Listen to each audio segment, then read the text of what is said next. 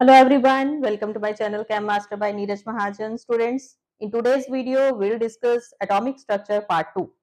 हमने अपनी previous video में क्या पढ़ा था? स्ट्रक्चर ऑफ एटम पढ़ा था, प्रोटॉन्स, इलेक्ट्रॉन्स, न्यूट्रॉन्स, कैसे उनकी डिस्कवरी हुई and each and everything. And then हमने स्टडी करा था model of atom. In today's video I am going to discuss electromagnetic radiations, photoelectric effect and Planck's quantum theory. So सबसे पहला हमारा topic है electromagnetic radiations. As a name suggest, नाम में ही क्या आ रहा है? Electric as well as magnetic field. आपको क्लियरली पता चल रहा है कि हम क्या चीज स्टडी करने जा रहे हैं. The radiations which consist of electric as well as magnetic field, उनको हम क्या बोलते हैं? Electromagnetic radiations. तो इन रेडिएशंस के पास इलेक्ट्रिक फील्ड भी होता है, मैग्नेटिक फील्ड भी होता है. And these two field, the electric as well as magnetic field, both are perpendicular to each other. Clear? ये इसका कैरेक्टर है. Electromagnetic radiation consist of both electric and magnetic field and both are perpendicular to each other. And जो electromagnetic radiations है, they do not need any medium for the propagation.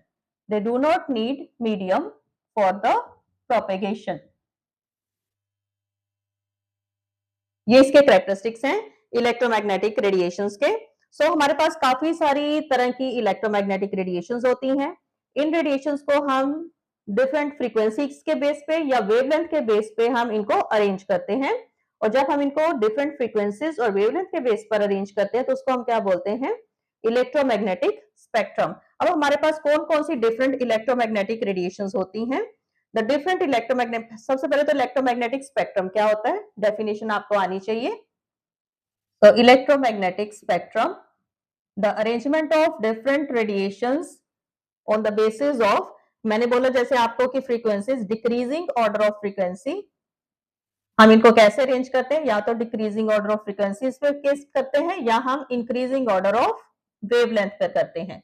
और इस चीज को हम क्या बोलते हैं? Electromagnetic spectrum. हमारे पास कौन कौन सी डिफरेंट जो है वो रेज हैं. So these are cosmic raise.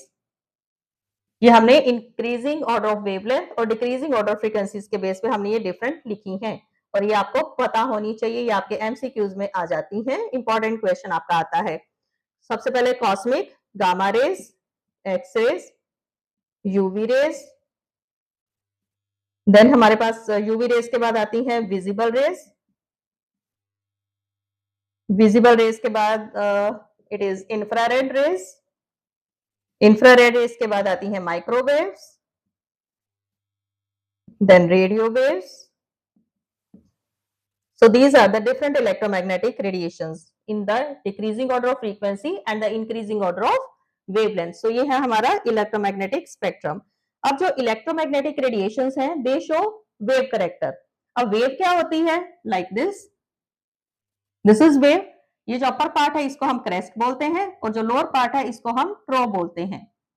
और ये बीच का distance है, that is said to be the wavelength. Now we will study the different characteristics of wavelength. Characteristics of wavelength, characteristics of waves, sorry. So first character is wavelength. Wavelength क्या होती है? It is the distance between the two adjacent crest or the distance between the two adjacent trough. और इसका symbol क्या होता है? Lambda. So clear? wavelength क्या होती है? सेकेंड है हमारा फ्रीक्वेंसी. फ्रीक्वेंसी क्या बताती है कि एक पर्टिकुलर टाइम के अंदर कितनी वेव्स पास हुई हैं. It is a number of waves passing through a given point in 1 second. ये क्या बताती हैं? Number of waves passing through a given point in 1 second. और इसका सिंबल होता है न्यू. सो न्यू एंड ऐसा यूनिट न्यू की क्या होती है? Hertz. So 1 hertz mean 1 cycle. 1 cycle consist of 1 crest and 1 trough. One more thing, lambda की जो वेवलेंथ की जो यूनिट होती है that is said to be the angstrom. इसको हम एंगस्ट्रॉम में मेजर करते हैं. अब जो एंगस्ट्रॉम है वो किसके बराबर होता है? It is equal to 10 raise to, इसके काफी सारी स्मॉलर यूनिट्स हैं. जो 1 एंगस्ट्रॉम है it is equal to 10 raise to power -10 metre. It is equal to 10 raise to power -8 centimetre. It is equal to 10 raise to power -6 mu. It is equal to 10 raise to power -9 nanometre and 10 raise to power -12 picometre. आपको numericals में statement में जिसमें भी distance पूछा है आपने उसी में ही एक्सप्रेस करना है. सो फ्रीक्वेंसी की यूनिट क्या होती है? Hertz. Hertz mean 1 cycle of wave. 1 cycle of wave का मतलब एक क्रेस्ट मींस दिस वन, ये जो चीज, एक क्रेस्ट और एक ट्रो, इसको हम बोलते हैं वन साइकिल। नेक्स्ट हमारा थर्ड कैरेक्टर है हमारी वेव का, that is the velocity. Velocity का मतलब स्पीड ऑफ वेव। ये एक वेलोसिटी जो है, वेलोसिटी का मतलब distance travelled by wave in 1 second. Velocity क्या बताती है? डिस्टेंस। तो इसकी यूनिट क्या आएंगी? मीटर पर सेकेंड। और हम अपने, क्योंकि हम रेडिएशंस की बात कर रहे हैं, तो इसलिए इसके जो वेलोसिटी को हम सी से रिप्रेजेंट करते हैं। क्लियर? नेक्स्ट हमारी टर्म आती है एम्पलीट्यूड। एम्पलीट्यूड हमें क्या बताता है? इंटेंसिटी ऑफ वेव, वेव की height, in short height of wave, intensity, कितनी ऊपर गई wave. So that is the intensity of wave,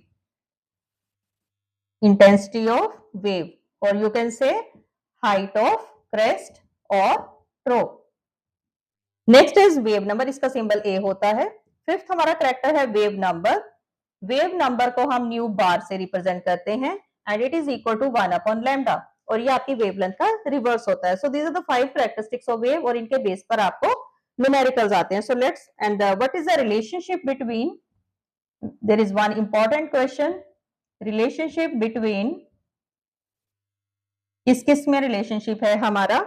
it is a wavelength, wave number and frequency. So there is relationship C is equal to nu lambda.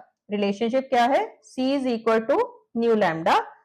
So lambda nu किसके बराबर हो गया? Nu is equal to C upon lambda. Clear?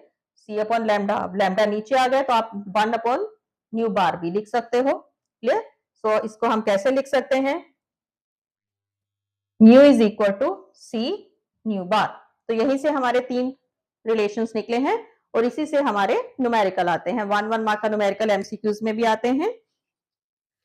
So it's very very important topic. Our next topic is photo electric effect. अब ये photo electric effect क्या है? हमने अभी बात करी है इलेक्ट्रोमैग्नेटिक रेडिएशंस की। हमारी जो इलेक्ट्रोमैग्नेटिक थ्योरी है, ये बहुत सारे फिनोमेना को, वेव के सारे फिनोमेना को एक्सप्लेन करती है। जो इलेक्ट्रोमैग्नेटिक थ्योरी है, इंटरफेरेंस को एक्सप्लेन करती है, डिफ्रैक्शन को एक्सप्लेन करती है। बट ये कुछ इंपॉर्टेंट कैरेक्टर्स हैं हमारी वेव्स के, लाइक ब्लैक बॉडी रेडिएशन, इसको एक्सप्लेन नहीं करती है, और फोटो इलेक्ट्रिक इफेक्ट को एक्सप्लेन नहीं करती है। तो सबसे पहले ब्लैक बॉडी रेडिएशन क्या है? It is an ideal body. Black body जो है हमेशा ही एक परफेक्ट एब्जॉर्बर होती है और एक परफेक्ट एमिटर होती है। What is black body? It is an ideal body which is a perfect absorber as well as perfect emitter. So ये आपने याद रखना है, एब्जॉर्ब भी मैक्सिमम करती है, एमिशन भी मैक्सिमम करती है। नाउ नेक्स्ट हमारा वेरी वेरी इंपॉर्टेंट टॉपिक है फोटो इलेक्ट्रिक इफेक्ट। ये हमारा इलेक्ट्रोमैग्नेटिक थ्योरी से एक्सप्लेन ये नहीं करता है। अब फोटो इलेक्ट्रिक इफेक्ट क्या होता है? सपोज आपके पास ये एक मेटल है। फोटो इलेक्ट्रिक इफेक्ट क्या कहता है कि जब भी आप किसी मेटल के ऊपर एक सूटेबल फ्रीक्वेंसी की लाइट को, रेडिएशन को गिराते हो, तो उसमें से इलेक्ट्रॉन्स इजेक्ट करते हैं, होते हैं, और उन इलेक्ट्रॉन्स को हम क्या बोलते हैं? Photo electrons. क्योंकि लाइट ने करे हैं इसलिए वो फोटो इलेक्ट्रॉन्स हो गए, और इस इफेक्ट को क्या बोलते हैं? Photo electrons. तो इसकी कुछ ऑब्जर्वेशन है, कुछ इसके पोस्टुलेट्स हैं। हमने बोला कि when the light of suitable frequency of radiation, तो हर एक मेटल में से इलेक्ट्रॉन्स को इजेक्ट करने के लिए एक सूटेबल फ्रीक्वेंसी वाली रेडिएशन होनी चाहिए। यानी कि कोई भी रेडिएशन आपने पास की तो इलेक्ट्रॉन्स इजेक्ट हो गए, ऐसा नहीं है। क्योंकि जो इलेक्ट्रॉन्स हैं वो न्यूक्लियस के साथ बाइंड होते हैं, उनकी कुछ बाइंडिंग एनर्जी होती है, उनके अंदर अट्रैक्शन है पॉजिटिव और नेगेटिव के बीच में। तो किसी भी मेटल में से इलेक्ट्रॉन को निकालना एक नॉट अ इजी टास्क। अगर आपको उस बाइंडिंग एनर्जी से थोड़ी ज्यादा एनर्जी सप्लाई करनी पड़ेगी, हर हाल में करनी पड़ेगी, only then you can eject the electrons from a metal, and this energy, sufficient amount of energy, this is called the threshold frequency. So this is a nutshell of photoelectric effect. तो ये हमारे पास metal थी, यहाँ पर कोई light आई suitable frequency की, तो यहाँ से जो इलेक्ट्रॉन्स हैं वो क्या हो गए? इजेक्ट हो गए। So this effect is called photo electric effect. अब फोटो इलेक्ट्रिक इफेक्ट, जिसकी एनर्जी कम होगी, ऑब्वियसली वही मेटल सबसे ज्यादा positive photo electric effect show करेगी। तो अभी मैं आपको कुछ इसके पोस्टुलेट्स बताती हूँ, वो आपने हर हाल में लिखने हैं। तो कौन कौन सी मेटल है जो maximum photo electric effect show करती हैं? Maximum photo electric effect shown by, ये आपका 1 मार्क का क्वेश्चन आता है, सीजियम, पोटेशियम एंड रुबिडियम। ये आपको तीनों के नेम पता होने चाहिए, बिकॉज इनकी ionisation energy very less. Okay, चलिए क्या क्या इसके पोस्टुलेट्स हैं। First is there is no time between strike and ejection of electron, कि जैसे ही लाइट गिरती है उसी टाइम ही इलेक्ट्रॉन्स इजेक्ट हो जाते हैं, not a fraction of second का भी बीच में टाइम नहीं होता है। सो ये हमारा पॉइंट ये बोल रहा है। सेकंड हमारा क्या बोलता है, for each metal certain minimum frequency is required for the ejection of electron. It is required for ejection of electron, that is said to be the threshold frequency. उस frequency को हम क्या बोलते हैं, threshold frequency. थर्ड हमारा क्या कहता है कि the kinetic energy of ejected electron is directly proportional to the frequency of radiation. And kinetic energy fourth क्या कहता है, of ejected electron is independent of directive intensity of radiation, next हमारा point क्या कहता है, द नंबर ऑफ इलेक्ट्रॉन्स, कितने electrons eject होंगे, the number of electrons ejected depends upon intensity.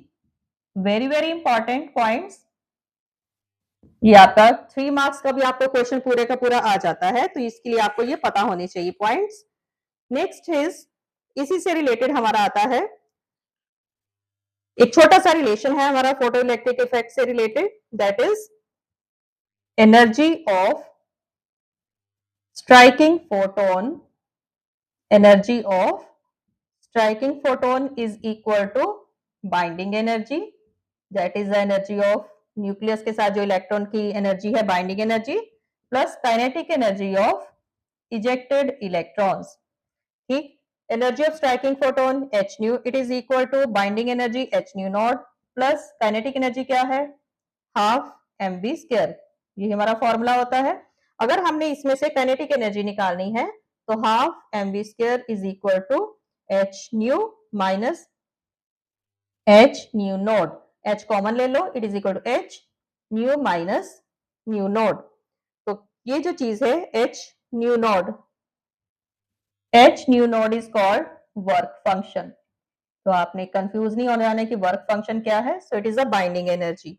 सो अगर तो आपके केस में ये हमारा h न्यू नोड है, अगर तो हमारी new less than new node है तो क्या होगा, अगर हमारी new greater than new node है तो क्या होगा, अगर तो हमारी फ्रीक्वेंसी वर्क फंक्शन से कम है, no electrons will be ejected, अगर ग्रेटर है तो इलेक्ट्रॉन इजेक्शन होगी, अगर कम है तो इलेक्ट्रॉन्स की इजेक्शन नहीं होगी। क्लियर, सो दिस इज, ये है हमारा फोटो इलेक्ट्रिक इफेक्ट। नेक्स्ट हमारे पास सबसे इंपॉर्टेंट हमारी चीज आई, प्लैंक्स क्वांटम थ्योरी। अब क्योंकि इलेक्ट्रोमैग्नेटिक रेडिएशन ने ब्लैक बॉडी रेडिएशन को एक्सप्लेन नहीं किया और फोटो इलेक्ट्रिक इफेक्ट को एक्सप्लेन नहीं किया, देन उसके बाद हमारी आई quantum theory of radiation. That quantum theory of radiation was given by great scientist Planck, वो हमें प्लैंक ने दी थी 1901 में। So now what is Planck's quantum theory of radiation, ये जितनी भी चीजें आप कर रहे हो इन सभी से रिलेटेड आपके न्यूमेरिकल्स हैं, छोटे छोटे से फॉर्मूले हैं और सभी के ये न्यूमेरिकल्स आपके वन में भी आ सकती है, इवन एमसीक्यूज में आपके न्यूमेरिकल्स आते हैं। So our next topic is Planck quantum theory of radiation. So it was given by Planck, ये हमें प्लैंक ने दिया था in 1901। Now what are the main postulates of Planck's quantum theory, इसके पोस्टुलेट्स क्या हैं, ये भी आपका 3 मार्क्स का क्वेश्चन आता है। पोस्टुलेट्स क्या कहते हैं, the amount of energy associated with ejected electrons is directly related to the frequency of radiation. Clear, the first postulate हमारा first postulate क्या कहता है, मीन्स की जो एनर्जी है it is a continuous source of energy, the radiant energy means energy of light, the radiant energy is emitted और absorbed continuously not डिसकॉन्टिन्यूसली, ये हमारा first point, the radiant energy is emitted or absorbed continuously in the form of small packet called quanta. In the form of small packet called quanta. In case of light, this small packet is called photon. So this is our first point. Second point हमारा ये क्या कहता है? The amount of energy associated with these photons is directly related to the frequency of radiation. ठीक है, E is directly proportional to frequency of radiation. E is equal to h nu. So h क्या है आपका? Planck's constant. h क्या है? Planck's constant और इसकी value fix होती है 6.626 into 10 raised to power minus 34 joule पर सेकेंड. ये हमारे Planck's constant की वैल्यू है. Third point, the total amount of energy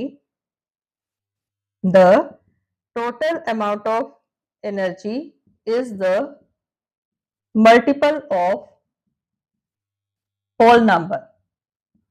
So very simple, it is E is equal to n h nu. n may be 1 2 3 whole number.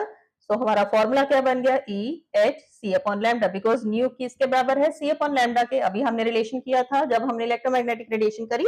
So this is the Planck's quantum theory of radiation और इसी से related आपके numerical आते हैं.